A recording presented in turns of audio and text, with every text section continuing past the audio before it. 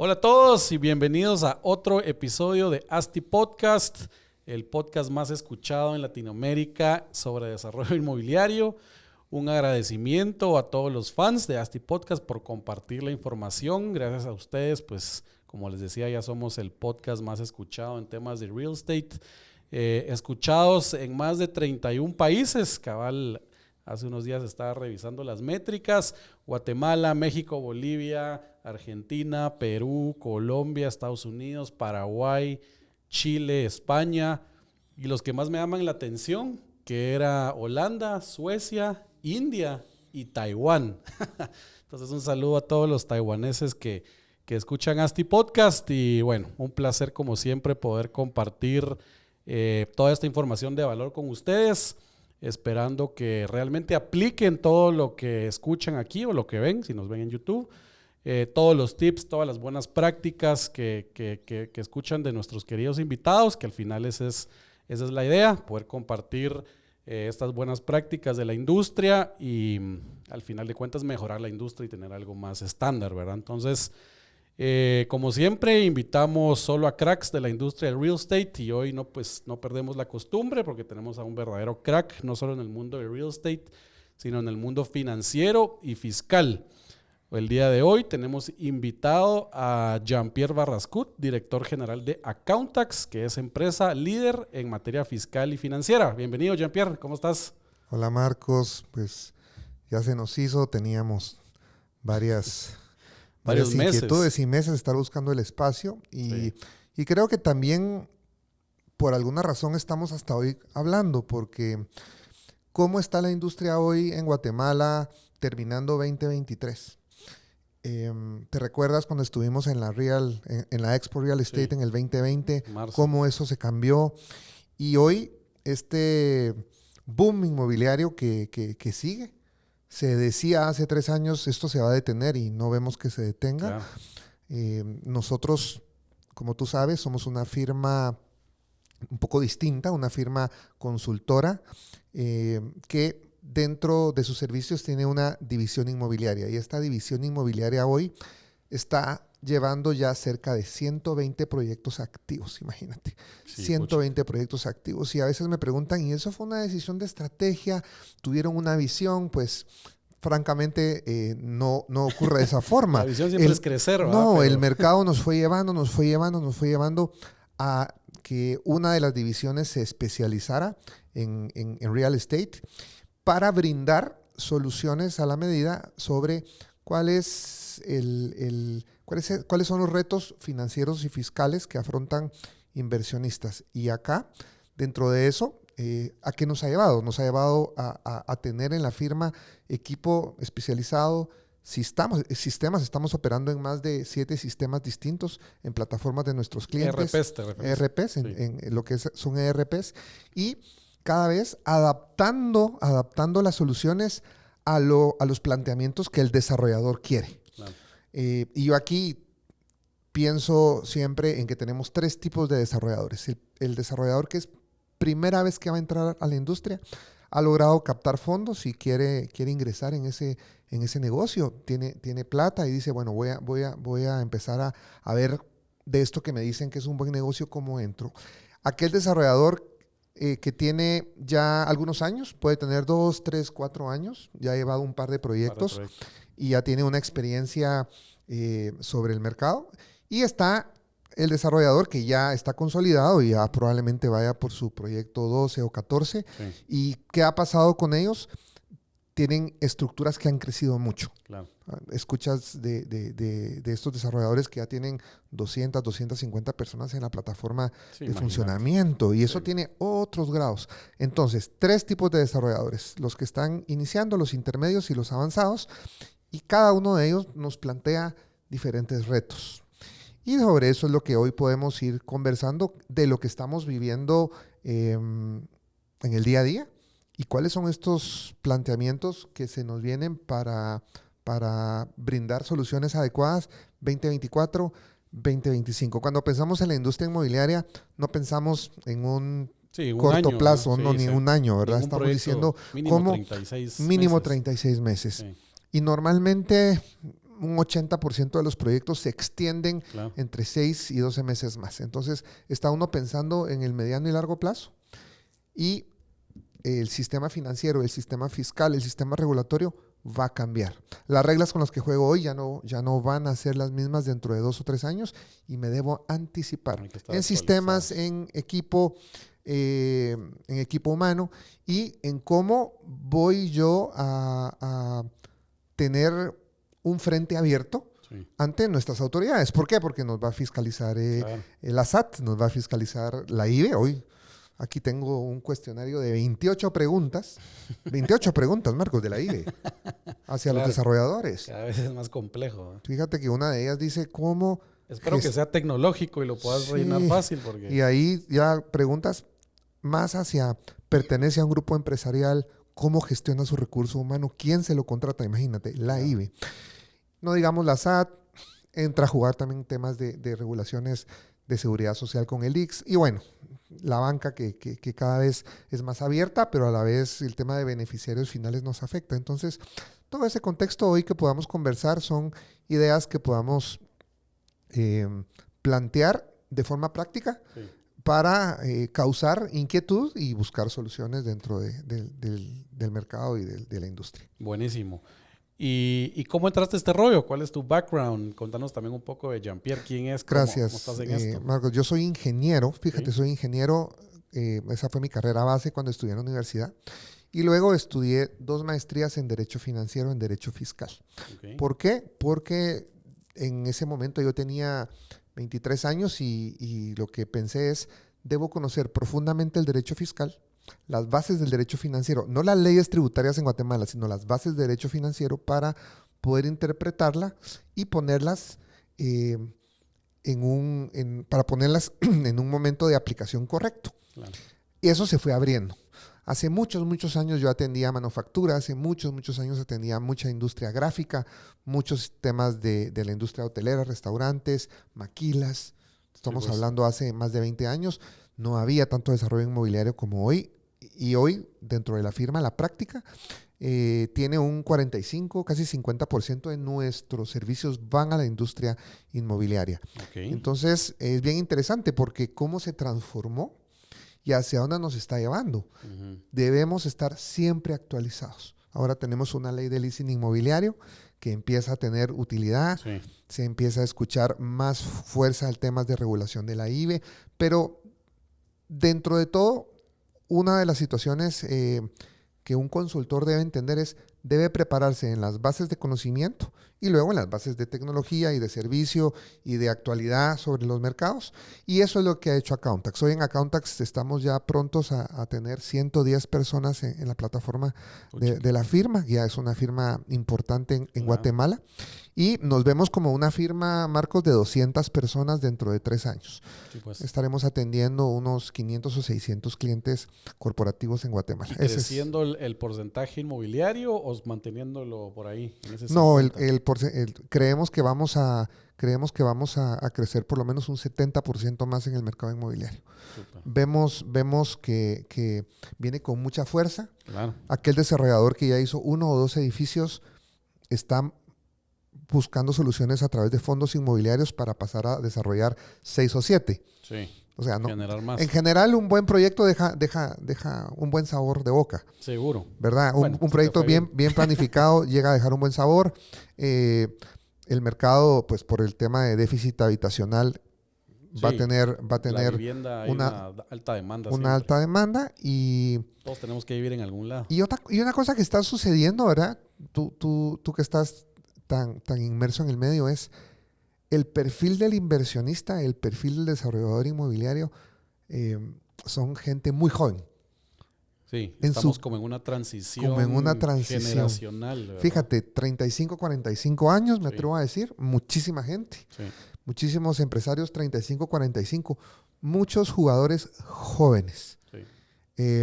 Por supuesto que está la vieja escuela. Claro, es que son como ciclos, ¿verdad? Porque viene la nueva camada y está inmersa en el asunto y pues conociendo las necesidades de su mismo mercado, ¿no? Sí, y también todos estos empresarios jóvenes muy informados, muy preparados y buscando no solo temas, bueno, financiamiento en Guatemala, perfecto, pero ¿por qué no financiamiento en otros países? Y cómo capturo, estuve con un grupo mexicano hace un mes donde me dijo, mira, ya no queremos invertir real estate en México, queremos invertir real estate en Guatemala.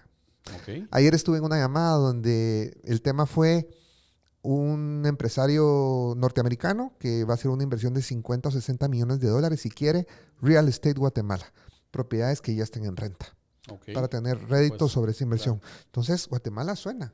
Sí. ¿Por qué? Porque tenemos la mejor estabilidad cambiaria de Latinoamérica y pues básicamente la gente que va conociendo el sistema se da cuenta que a pesar de algunos tropiezos y lo que se dice falta de certeza, el país presenta muchas oportunidades para tener una inversión en el mediano plazo que tenga rendimientos importantes. Sí. Hay buenas cosas y malas cosas como en cualquier Así es, lugar. pero un mercado joven, ¿verdad? Un mercado joven, un mercado que va a seguir creciendo. Yo creo que pensar que dentro de los siguientes 4 años esto va a disminuir en términos de crecimiento, yo no lo veo. Y cabal, esa era como que contaras un poco, ampliar un poco en esa tu percepción, ¿verdad? Llevando 120 proyectos actualmente, pero en el pasado igual, pues bastantes proyectos. ¿Cómo has visto esa transición? ¿Cómo ves la industria, puntualmente financiero fiscal? ¿Cómo va evolucionando?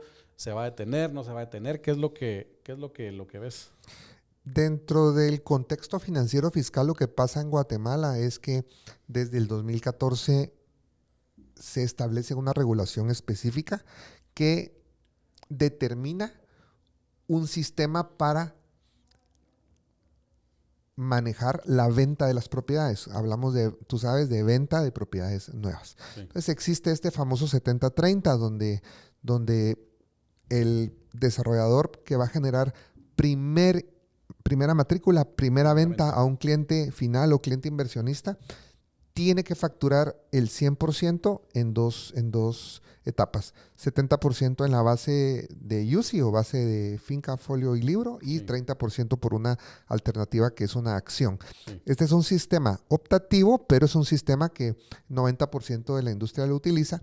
Y entonces se ha regulado. Desde 2014 se regula completamente y desaparece dentro del sistema aquellos indicios que existían antes, donde probablemente la administración tributaria cuestionaba que se estuvieran declarando todos los ingresos. Claro. Hoy eso ya no existe. Es un sistema completamente formalizado, completamente regulado desde la óptica del desarrollador. ¿Y qué sucedió después de que el desarrollador se mete en este sistema completamente regulado?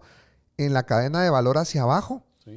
Todos los participantes, proveedores, contratistas, financiamiento, toda la cadena de valor se formaliza automáticamente. Claro. Entonces hoy existe ya un tema de trazabilidad total y pues todos mis presupuestos van a ser direccionados, bancarizados, ordenados y voy a ser también fiscalizado. La Superintendencia de Administración Tributaria me va a fiscalizar desde una óptica más profunda. Uh-huh. Ya no solo de, mire, enséñeme las facturas y demuéstreme que está pagando sus impuestos. Eso ya no lo es. Sí, pues, es automático. Ya no. Nosotros estamos terminando, Marcos, en este momento 4 revisiones fiscales profundas. Y la mecánica de fiscalización de parte de la SAT hacia los desarrolladores es una mecánica muy técnica. Okay. 2 situaciones. 1, nuevos auditores. Nuevos auditores muy capacitados, muchos de ellos ex firma, ex Big Four, gente muy preparada que conoce.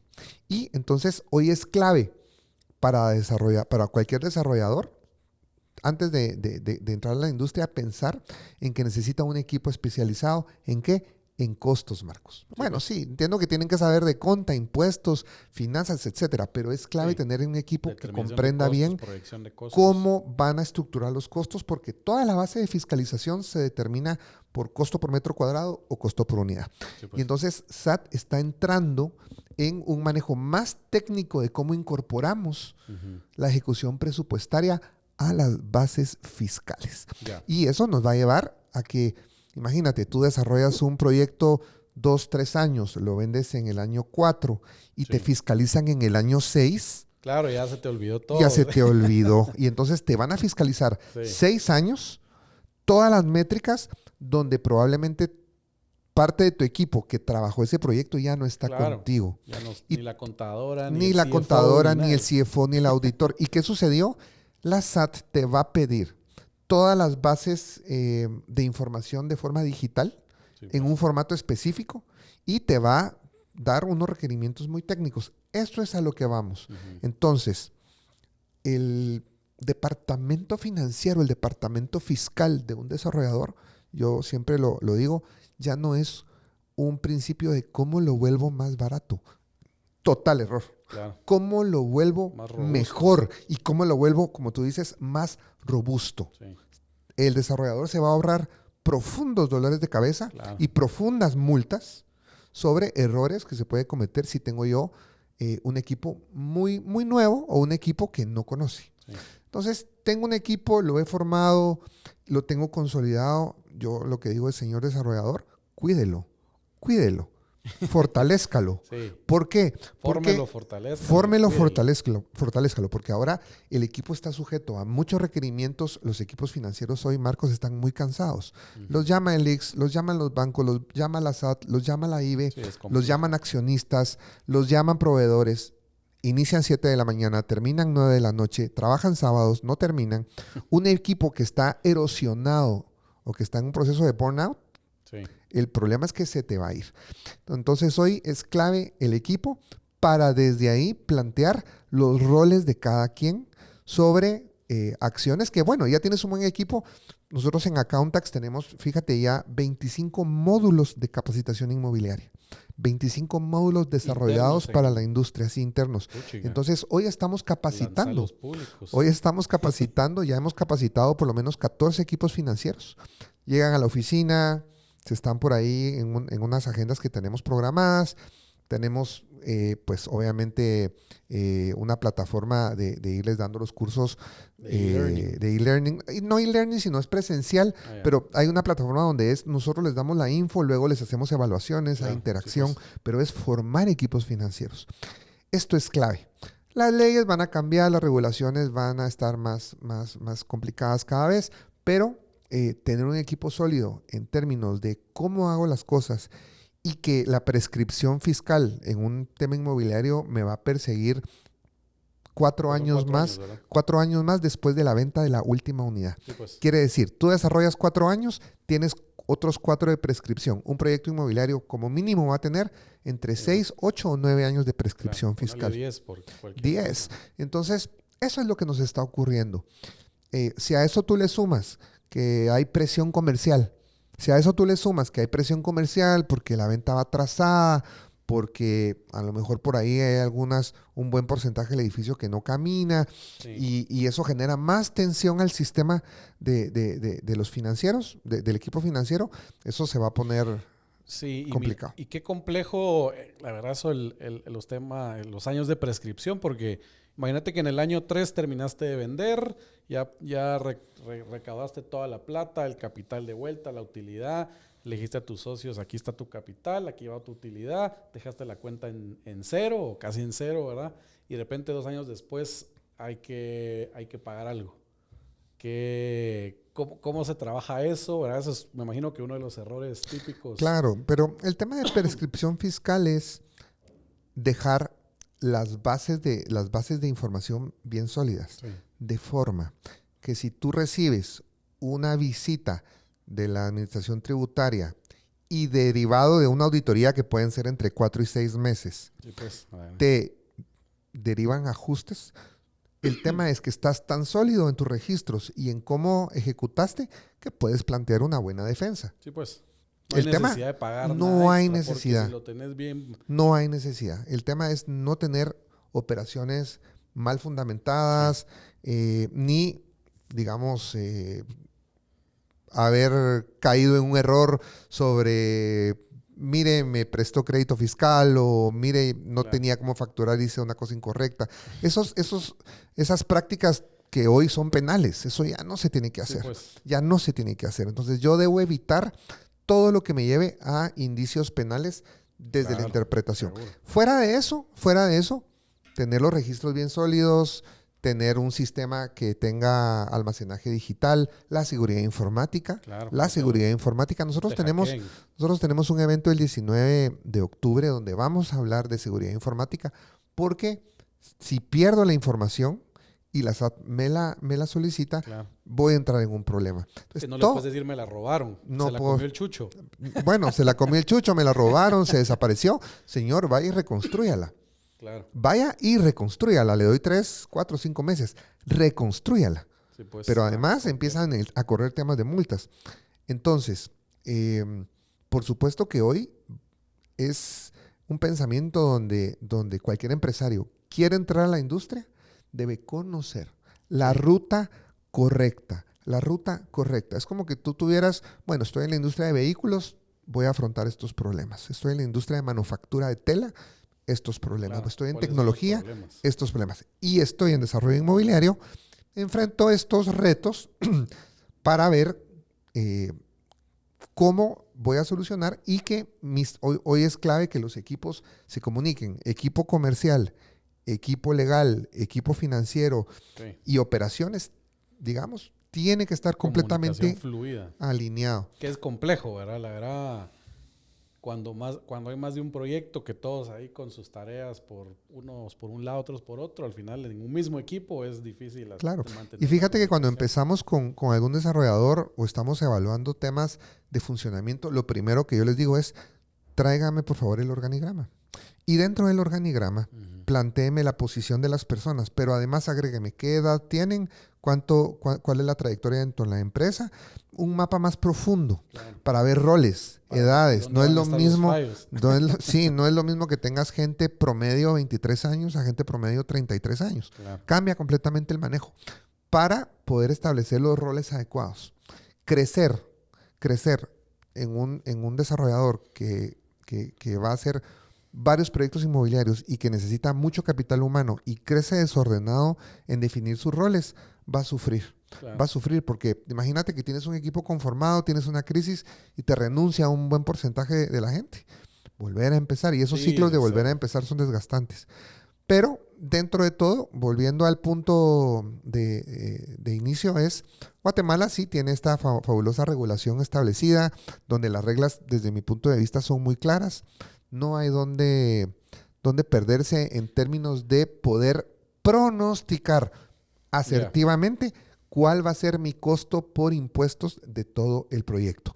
Y cómo yo, a través de manejar el precio de venta, Sí. puedo ir asumiendo ese costo fiscal y pudiéndolo manejar apropiadamente para que no se vuelva una carga que castigue el rendimiento que no solo tengo como empresario, sino que todos tenemos con inversionistas externos. Claro.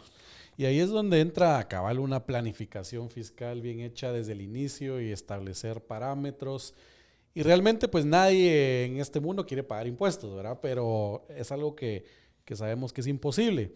La idea es siempre pagarlos como debe ser, pero no pagar de más, ¿verdad? ¿Y por qué? Porque tenemos que hacer los proyectos más rentables. Si los hacemos más rentables, pues también significa que reinyectamos de nuevo esa utilidad, ese capital de nuevo a nuevos proyectos y le damos vuelta al dinero y mejoramos la economía y hacemos más dinero, etcétera, etcétera, ¿verdad? Entonces, con esto en mente de que nadie quiere pagar más de lo que debemos pagar, es donde mencionabas que pues tenemos que tener una buena planificación fiscal desde el inicio. Entonces, ¿qué significa tener una buena planificación? ¿Qué conlleva esto? ¿Qué le decís a tus clientes, digamos, desarrolladores nuevos, medianos o grandes, cuando vienen la primera vez con vos y dicen, mira, necesito tener esto bien hecho? Sí, digamos que son algunos aspectos claves de una buena planificación inmobiliaria. Lo primero, muy sencillo, un buen presupuesto. Claro. Debo tener un presupuesto. Y muchas veces pensamos en presupuesto de ejecución de obra. No, presupuesto de ingresos. Sí, pues. Es presupuesto de ejecución de obra, que veamos bien que no se nos está quedando nada que no había contemplado en el presupuesto, que no me di cuenta que hacía falta, pero también el presupuesto de unidades a la venta. Okay. ¿Cuál es ese presupuesto ya con todas las unidades? Pero miren, faltan los parqueos, pero falta un tema que no hemos definido y esta área. No. Presupuesto completo de ingresos, presupuesto completo de egresos. Claro. Para poder modelar la utilidad esperada. Sí, pues. Y de esa utilidad esperada, trasladarle los componentes de costos fiscales para que la utilidad después de impuestos y después de utilidades y de capital que retorna a inversionistas quede sobre una métrica que sepamos cuánto va a ser ese rendimiento. Sí. Número 1. Número 2, siempre el tema de la tierra juega un rol importante.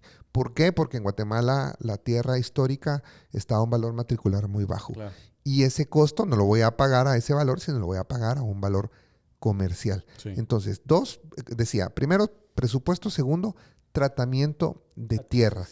Adquisición de tierra. Y si voy a ir conformando un banco de tierras, sí, porque empiezo a tener diversos proyectos en el pipeline y empiezo a tener oportunidad, ¿dónde la voy a llevar? ¿Qué tratamiento va a tener? Y el famoso tema de esa revaluación de tierra o ganancias de capital, ¿cómo lo voy a manejar? Porque esto es algo que es completamente trazable. Sí. Pues para SAT es muy sencillo ir al registro, ver la historia, claro, los cambios de valor y solicitar la ganancia de capital o el impuesto por revaluación, según proceda. Pero el tratamiento de tierra llega a ser relevante. Sí. Si tú tienes un proyecto que tiene una extensión, digamos, de 100 manzanas, no es el mismo tratamiento o impacto en la secuencia de construcción, claro, de si tienes un terreno de 5,000 varas cuadradas. Entonces, todo eso tiene características. No es lo mismo si vas a lotificar en el interior con financiamiento propio, sí, ¿verdad? Porque tienes un tema de financiamiento propio, vas a tener cuentas por cobrar de largo plazo, la relación de venta es directa con el comprador, que si tienes un proyecto que se vende en 2 meses al escriturar porque es un edificio. Claro. Y si son casas de un perfil de $100,000 o $50,000, cualquier escenario va a cambiar. Entonces, sí, presupuesto, como decía, el tema del tratamiento de tierra, claro, número 2. Y número 3, para no entrar en demasiados aspectos, es cómo se van a conformar los flujos de dinero. ¿Por qué los flujos de dinero? Porque los flujos de dinero van a venir en una secuencia que yo voy a ir requiriendo y además eso va a tener trazabilidad con SAT sobre qué es un crédito, qué es un aporte de capital, cómo el banco me va a pedir que yo estructure el capital pagado, claro, de la operación y cómo voy al final a devolver esos retornos. Sí. Y SAT va a estar inquieta sobre qué plata que entró y salió del proyecto está sujeto a alguna tasa y qué plata simplemente debe ser reconocida como inversión de capital. Pero se pueden cometer errores. Fíjate que tenemos algunos grupos que llegan con nosotros ya con pagos hechos por cuenta de terceros, se hicieron favores compensando deudas y entonces ya causaron, claro, un desorden. Ahí es cuando ya puchica, no, las, sí, cosas que no hay que hacer, ¿no? Sí, entonces básicamente presupuesto vital, el tema de claridad en el tratamiento de tierra y el tema de cómo vamos a gestionar los flujos de dinero en el transcurso de esos primeros 12 meses. Claro. Luego, básicamente después de los 12 meses, tú sabes, ya hay como mucha tranquilidad sobre a dónde van. Sí. Pero esos 12 meses se genera por un efecto natural del ser humano, desorden en el manejo del capital. Esos 3 elementos y para ello, en los 3, vamos a necesitar un acompañamiento legal acertado. Yo creo que es hoy clave asesorarse, sí, de abogados especializados en tema inmobiliario. Si su abogado es laboral, maravilloso. Si su abogado es un abogado de litigio, perfecto. Si su abogado es un abogado marcario, perfecto. Sí. Pero no son perfiles legales especializados en temas de desarrollo inmobiliario. Claro. Hoy necesitamos asesores legales que comprendan todos los instrumentos que vamos a utilizar, sí, para poder formalizarlos. Cómo maniobrar ahí por cualquier tema, pues, y durante todo el... Y todo impacta. Mira, nosotros proyecto, de repente, pues, sí, ¿cómo voy a hacer mi promesa? Algo tan sencillo, sí, que parece como, bueno, una promesa. Sí, señor, pero va a ser 300 de ellas. Y no es la misma promesa para cada proyecto, ¿ah? No Cada es la uno misma tiene promesa. sus cositas, cómo lo estás manejando, qué Sí, prometes. fíjate que ahora tenemos un caso, llevamos 60 promesas, llegaron con nosotros y las 60 tienen error. Ahora hay que ir con los 60 compradores a modificar la promesa No, en ciertos aspectos, no te quiero decir. Entonces, imagínate el desgaste ¿cuál fue administrativo. el problema? Asesorados en buena fe, porque lo tengo que decir, por un abogado que no conocía las Claro. regulaciones. Entonces, Entonces, asesórese. A veces yo voy pongo este ejemplo, tú vas al médico, a mí no me han operado, pero a la fecha, pero si tú vas al médico, quieres que te opere un cirujano. Y el cirujano sí, que es el especialista en esa materia. claro. No vas a ir con un enfermero para que te opere, ni vas a Sí, ir con un cirujano que no es de esa especialidad. Busca al cirujano que es el especialista y que ha hecho muchas de esas operaciones en materia inmobiliaria. Busca al asesor legal y al consultor fiscal y financiero que te pueda demostrar que ya realizó claro. muchas operaciones, que tiene experiencia comprobada Sí. y que te va a llevar a buen puerto. Sí, no querés ir con el todólogo. No ¿Ah? con el todólogo en esta materia. No, O no, sea, no. ni en ninguna, creería yo, porque realmente tenés que ir con, si tenés en el ejemplo que decías del doctor, ¿verdad? No querés ir con el doctor que ganó las clases todas con 80, ¿verdad? Querés ir con el que sacó 100 si tenés dolor de espalda, pues 100 en el que sacó en Sí. espalda y aunque se ha echado la de la cabeza, ¿verdad? No Y sé. para el desarrollador busque el asesor que sea competente, que tenga experiencia, pero que a su vez tenga un equipo de personas que lo apoyan. Claro. Un asesor legal, un asesor fiscal que es muy bueno, pero no tiene un equipo atrás, que no tiene infraestructura de servicio, Sí, te no. va a fallar. Te va a fallar Te deja porque por tirado. más que tenga, no va a tener el tiempo.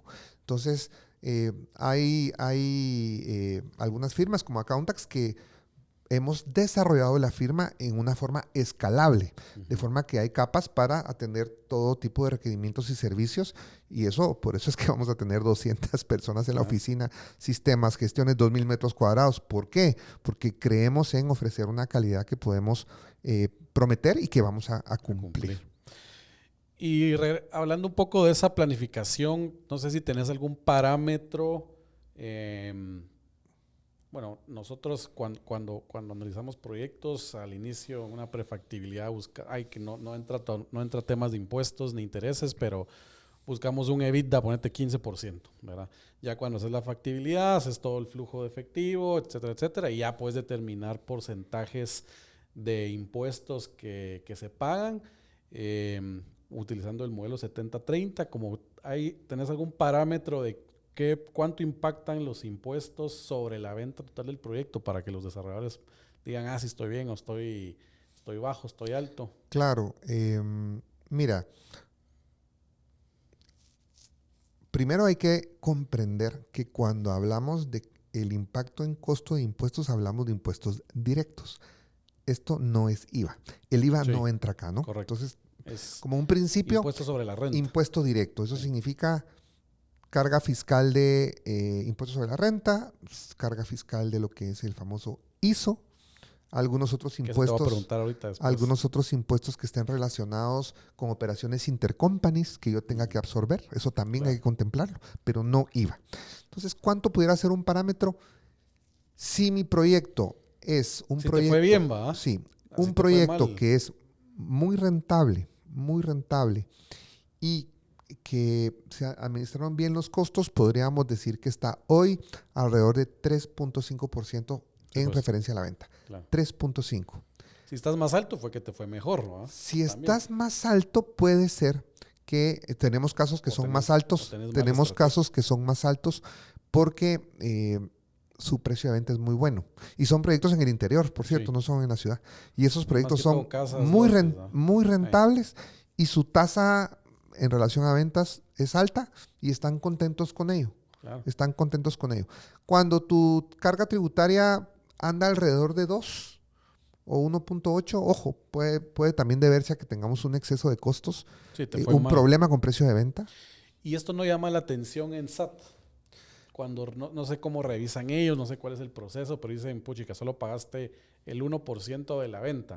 Claro, el tema con el sector inmobiliario es que todo proyecto es sumamente distinto, Claro. sumamente diferente. Incluso proyectos que parecieran ser como espejo, tienen interioridades que cambian. Entonces, es muy difícil hacer una métrica comparable Claro. de industria. En esa parte creo que SAT no está tomando un parámetro desde ahí, Ya. como por pesos de cuánto es la tasa efectiva. Como que me voy con los menores. Y la otra cosa es que la tasa efectiva tú la puedes medir hasta que terminaste todo el proyecto. Y cuando hablo de terminar todo el proyecto es cuando ya facturaste el 100% de unidades. Si te quedan 15 unidades y esas se te quedaron en el tiempo atrapadas dentro del desarrollo, y ya tus métricas son otras. Claro, Esto se puede medir si tú tienes 100% de unidades vendidas a precios de mercado. Y eso, pues, eso es en tiempo estipulado. Pero, ante todo, hay que conocer cuál va a ser esa métrica, porque hay una situación que es, ¿puedo yo modificar mi precio de venta en el tiempo? ¿Voy a poder subir mi precio? Los precios están subiendo, no están bajando. Los precios hoy están subiendo. Esa es la magia del real estate. Ajá, los precios están subiendo. Entonces, ¿cuánto y cómo debo manejar esos flujos? Ordenadamente, porque la carga fiscal de un proyecto inmobiliario bien manejado se da en el último año. Claro. La carga fiscal impacta en un solo periodo. Puedes desarrollar 4, pero tu carga fiscal se va a dar en uno solo. Sí, pues. Si tú tienes una carga fiscal mal asesorada, mal administrada, vas a tener carga fiscal a lo largo de muchos años. Pero un proyecto bien administrado y bien planificado tiene un impacto de carga fiscal en un solo periodo. Ok, interesante. Bueno, ¿y un proyecto faseado? Bueno, un proyecto que viene por etapas. Un proyecto que viene por etapas puede administrarse ordenadamente. Y hay que ir llevando una relación de cómo voy a administrar el famoso ISO, que tú lo mencionabas, porque el ISO me va a pegar sobre ventas o sobre activos a lo largo de 4 o 5 años. Y no debo duplicarlo ni atraparlo. ¿Qué significa? Dos situaciones. El ISO se llama ISO, pero no es más que impuesto sobre la renta. Entonces, el ISO debe ser administrado de forma que se gestiona y se recupera, se gestiona y se recupera, como un costo total. Es más costoso muchas veces, más que el ISO, el tema cuando por mala planificación y por no tener visibilidad de transacciones, el empresario atrapa IVA. Acabamos de estar con un proyecto que terminó, llegó con nosotros de proyecto terminado. Mire, vengo porque me lo recomendaron y quiero hacerle una pregunta puntual. Llegó con nosotros el desarrollador y me dice, mire, tengo $1 millón atrapado de IVA. $1 millón y quiero ver qué puedo hacer con él. Mi situación fue, no puede hacer nada. No, ya el proyecto terminado. Le quedó atrapado $1 millón y hoy no es aconsejable fusionar empresas. Yo por lo menos no lo aconsejo. Fusione las empresas para recuperar el crédito en otro proyecto. Claramente el criterio de SAT es, 1, puede tener indicios penales, eso es grave. Y 2, ese crédito es no procedente. Ya, porque es de otro proyecto. Y es muy evidente que está ahí. Sí, pues. Entonces, ese es un costo hundido. Yo le llamo IVA atrapado y ese IVA atrapado lo va a dejar él ahí.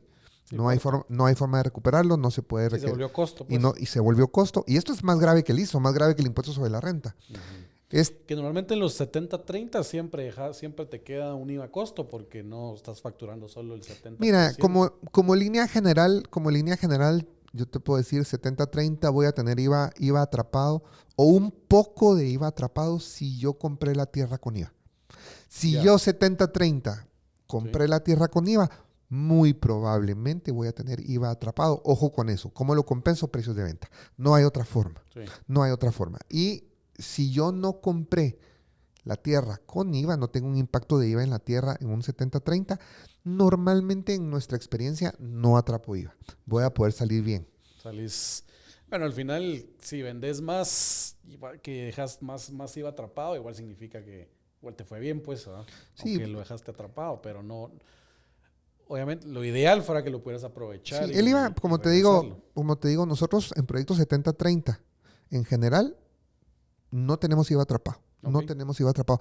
Y si tenemos IVA atrapado en algún caso especial, por alguna situación de mercado, es muy poco. Sí, pues, y no cuando es... te digo muy poco, son $20,000. O sea, Ya, no es relevante. ok. Ya lo sabíamos.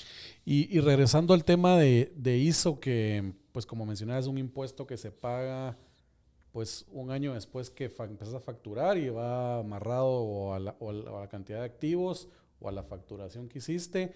Y normalmente, y yo a mi criterio, ese impuesto fue hecho para negocios que no son finitos, digamos, Recurrentes. que son Recurrentes y recurrentes, o sea, permanentes. Sí. porque lo vas acreditando año con año a tu impuesto sobre la renta, pero en este negocio como tal, que sí termina en 36 meses o en 48 meses, eh, ¿cómo haces? Porque, y te lo digo para que les contes a todos, porque sí he escuchado muchos que dicen es que el ISO lo va a perder, porque lo tengo que pagar hasta el otro año y mi proyecto ya terminó y dejé ISO tirado ahí, Claro. No, ¿verdad? el ISO se recupera en periodos posteriores. Entonces, aquí la clave es, yo tengo que conocer el periodo fiscal, Sí, año calendario, en que voy a facturar el fin del proyecto. Es decir, si yo facturo en el año 5, en ese momento el 80% del proyecto, en el año 6 recupero y aplico todo el ISO acumulado. claro.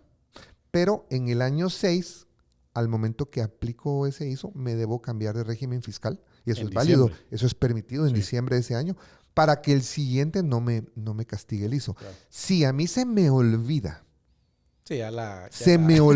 ya la fregaste. se me olvida notificar que me cambio de régimen, me voy a ver en un problema porque voy a tener que pagar ISO el siguiente año.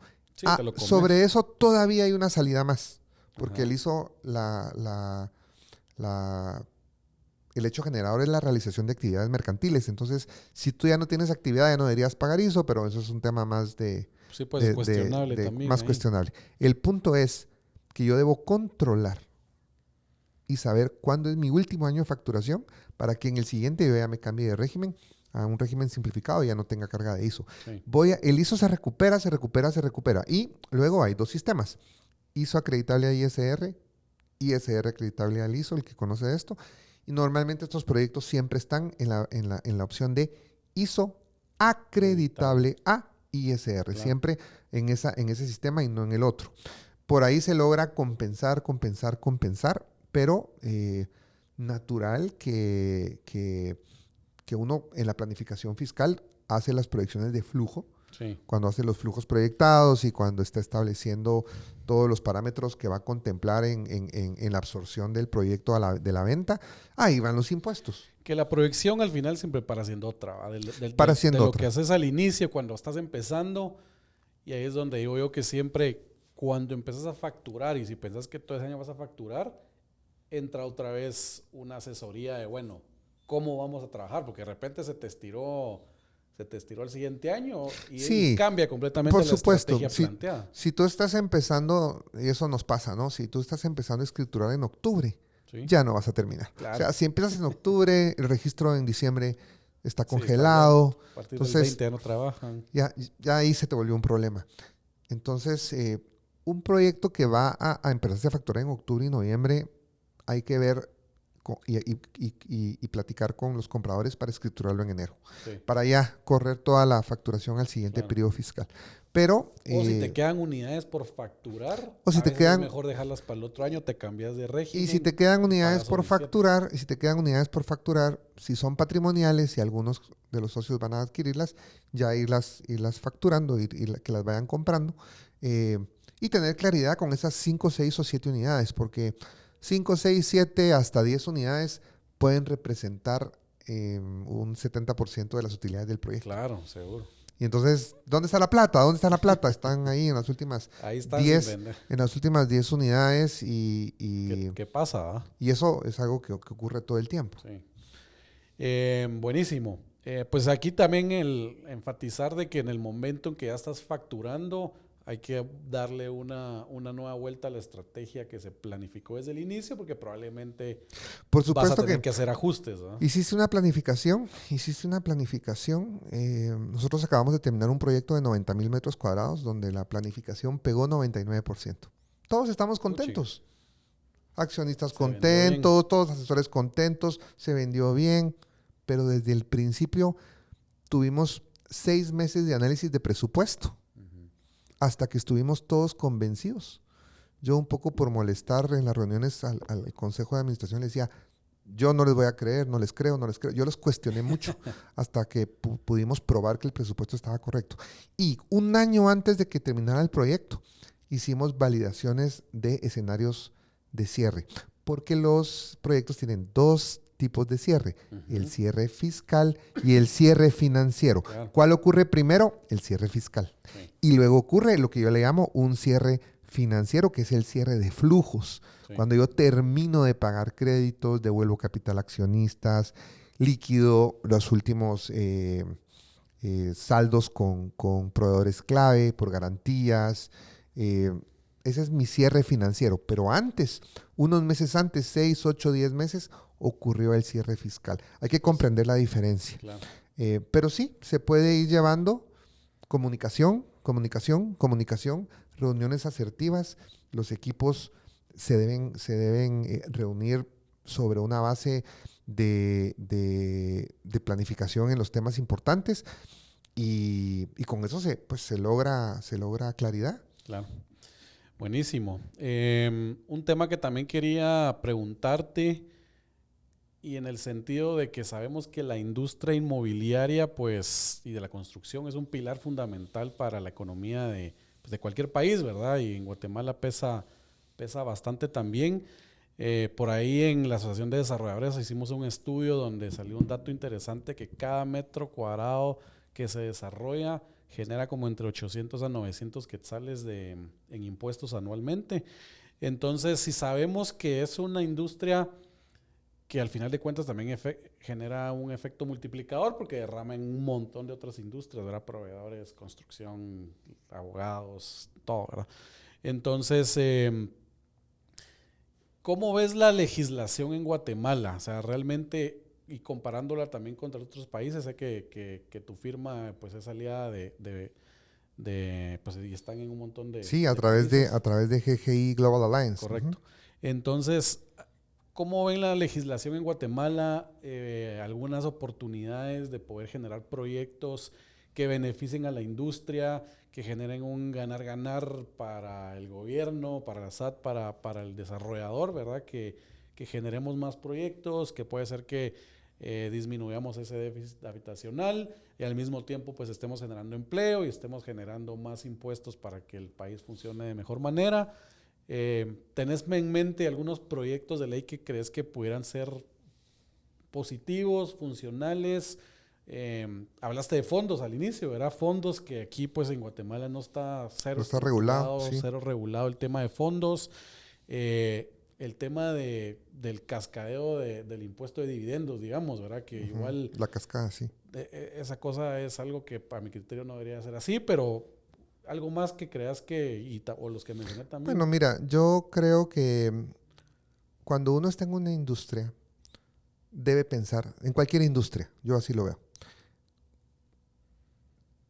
¿Qué es lo que sucede cuando tengo algún proyecto de negocios que es viable, pero que fiscalmente está bloqueado?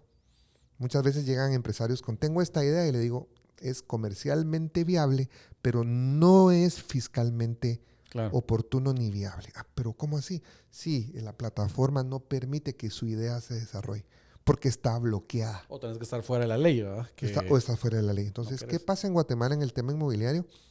Primera situación, en comparación a otros países, porque hemos estado en mesas con inversionistas mexicanos, colombianos, argentinos, y lo que me dicen es, Guatemala en la carga fiscal inmobiliaria es de los países más bajo. Entonces, ellos se sienten felices respecto al impacto fiscal que Guatemala tiene en un desarrollo inmobiliario. Creo que más allá de ir a tocar el impuesto sobre la renta o ir a tocar algunos aspectos de si vamos a cambiar el 70-30, yo no iría por ahí, sino ir a las bases que están en algunas leyes de hace más de 30 años sobre, por ejemplo, vivienda exenta de IVA. Tiene unos valores que hoy son muy pequeños. Entonces eso se tiene que actualizar. El tema de precios sobre movies ¿Por qué limitarlo a X salarios donde el precio de venta compromete la utilidad del desarrollador? Sí, pues. Eso hay que abrirlo. Sí, mucho riesgo. Sí, es un análisis más de fondo sobre la necesidad de cómo a través de liberar ciertos candados se lograra generar 3 o 4 productos que detonen en positivo el déficit habitacional y que la gente tenga acceso a una cuota baja. Claro. Ahí va el tema. No en el tema 70-30, ni en desarrollo B, B+, A más, no por ahí. Yo creo que hay leyes abajo que en una capa intermedia que no están desarrolladas. Pues. Y que eso facilitaría el acceso a la vivienda. Claro. Con reglas claras. Y leyes simples. Por ahí iría yo, creo yo que tienen que venir los esfuerzos por el modelo de país que tenemos para promover el desarrollo en el interior con más fuerza. Sí, y este tema que mencionaba yo de la cascada de dividendos, que realmente lo que hacen muchos empresarios, familias que manejan pues patrimonios, ¿verdad? Que están invirtiendo, es que invierten al final con empresas fuera de plaza, ¿verdad? Y están afuera para que entiendan el cascabeo, es que si yo soy socio de un proyecto inmobiliario con una SA guatemalteca, cuando el proyecto inmobiliario pues decrete dividendos, va a haber ahí un impuesto de un 5% por dividendos. A la hora que entra la sociedad de, no sé, familiar y quiero repartir al beneficiario final, que ya puede ser una persona individual, hay otra vez un 5% de impuestos. Sí. Y si hay un socio, una SA dentro de la SA, otra vez un 5%. No, totalmente. Tener una holding de inversión guatemalteca para propósitos de inversión inmobiliaria no es recomendable en absoluto. Lo recomendable es, va a tener un fondo inmobiliario, la family office va a invertir o mi plata la voy a canalizar a través de una inversión inmobiliaria, genere una estructura donde la controladora, la holding, sea una empresa en otro territorio. Claro. Eso es válido. Entonces, recibo el capital. En Guatemala hay una tremenda y amplia libertad de movimiento de capitales. Recibo el dinero como aportes y lo devuelvo. Y las utilidades de las empresas que vayan a pagar dividendos remesan el dividendo a esa sociedad extranjera y solo pagan una vez el 5% de dividendos. Claro. Y en las siguientes distribuciones ya no. Y ese dinero cuando lo mandas afuera, ¿lo puedes regresar a Guatemala? Sí, sin ningún problema. Sí. Yo puedo remesar dinero al exterior. Digamos que tú y yo somos socios y tenemos una holding en Panamá, que se usa mucho. Remesamos nuestros dividendos como socios del desarrollo a Panamá. Y Panamá da las instrucciones sobre el manejo de esos fondos, ya sea a cuenta de Marcos o a cuenta de Jean-Pierre o a cuenta de quien decíamos, a quien nosotros querramos. Y lo que hay que es explicar al banco cómo fue la ruta de origen y destino de fondos. Sí, pues. Este dinero se movió de acá para acá donde pagó impuestos, llegó a este vehículo que es una holding y luego se dirige a los beneficiarios finales. Con esos documentos el banco se queda tranquilo, la SAT lo debe entender. Claro. Pero hoy todos tenemos que dar explicaciones. Todos hoy damos explicaciones sobre un sistema donde desde el 2017... febrero 2017, se abre por completo el secreto bancario en Guatemala. Febrero 2017 tenemos la obligación de revelar todas las transacciones y las cuentas bancarias en nuestros sistemas contables, financieros, libros. Y entonces ya hoy esto lleva al momento que se abre el secreto bancario. Y ahora más, al momento que se abre full factura electrónica, el tema de trazabilidad y beneficiario final impacta y todos estamos... abiertos a ser cuestionados y abiertos a entregar información sobre quiénes son los destinatarios y beneficiarios finales de cada operación. Y entiendo que en la holding en Panamá, o sea, lo que haces es decretar dividendos también, pero como fueron hechos en otro país, sí, exactamente no hay un impuesto en Panamá. La holding en Panamá decreta estos dividendos como ingresos. Decrétalos, o sea, la forma de registrar estos dividendos es ingresos a la holding y ella a su vez decreta utilidades a los beneficiarios, a los accionistas. Sí, pues. Y ese efecto no paga impuestos porque Panamá tiene una ley que es territorial y los negocios que no se causan en Panamá no causan impuestos. Aunque es bien interesante, acabo de aprender, fíjate esto, lo vamos a mencionar de una vez acá, que si tú tienes acciones de una empresa panameña y esa empresa panameña tiene un bien inmueble en Panamá y vendes las acciones fuera de Panamá, sí pagas el 5%.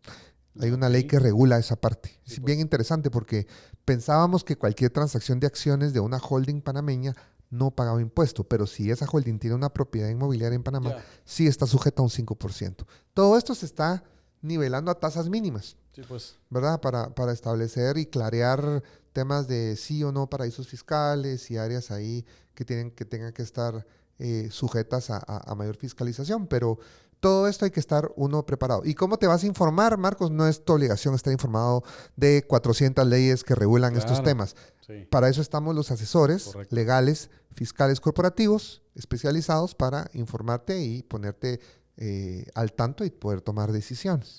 Buenísimo. Y tal vez la última pregunta, porque ya se nos va acabando el tiempo, pero es interesante también que nos puedas dar pues las buenas prácticas o los tips para los inversionistas, dejemos ya a los desarrolladores, Sí. sino inversionistas, pues ya sean personas jurídicas o personas individuales, que quieren invertir en desarrollo, pues en bienes raíces, mejor dicho, eran bienes raíces,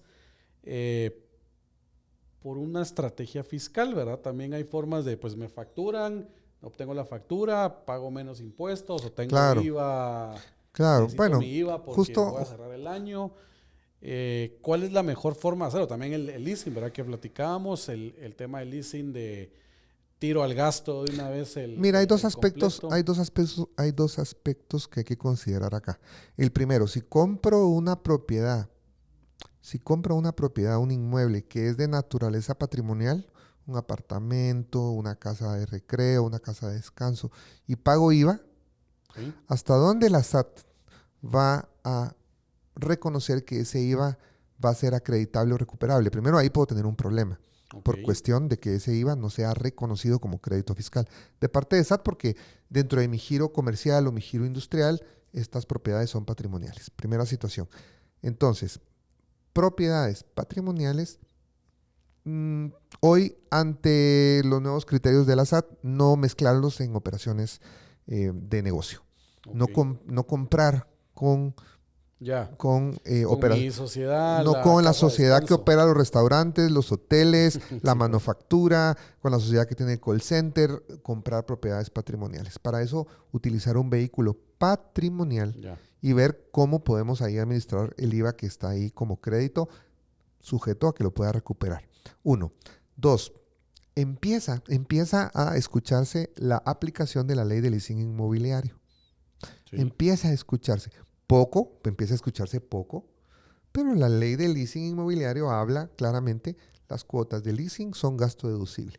Sí. Si yo necesito un costo acelerado en una propiedad industrial, si yo necesito un costo acelerado en una propiedad comercial, ¿por qué no acercarme con las arrendadoras Sí. y ver qué soluciones tienen? Claro. Porque hay plazos cortos. Hay plazos, hoy están Sí. manejando, la ley no habla de plazos específicos, pero hay plazos mínimos y plazos máximos.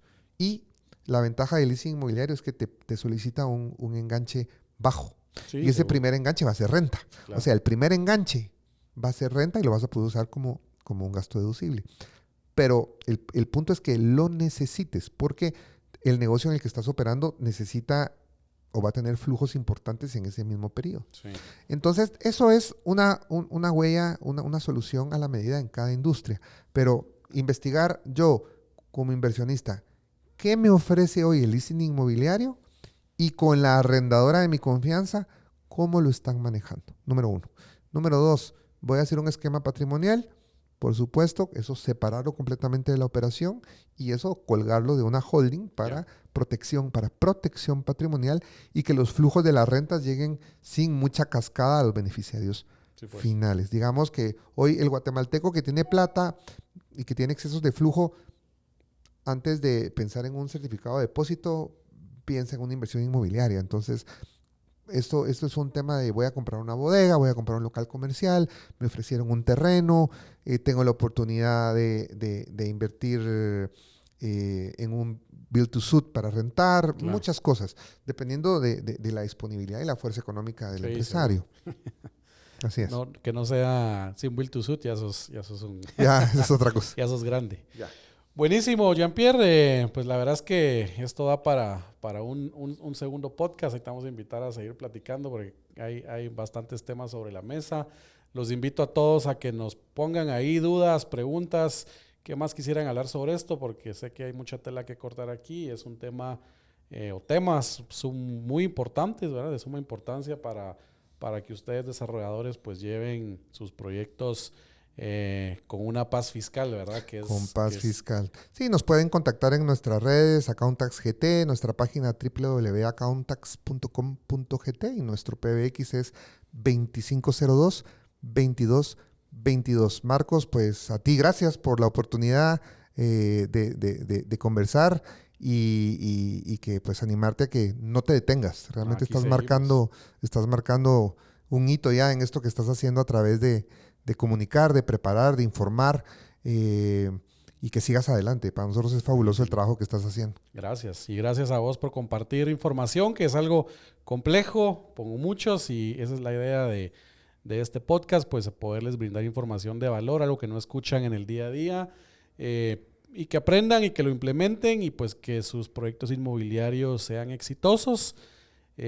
Nosotros también estamos en redes sociales como Asti Desarrollos, Asti Podcast. Síganos, compartan el material, que le llegue a todo el mundo.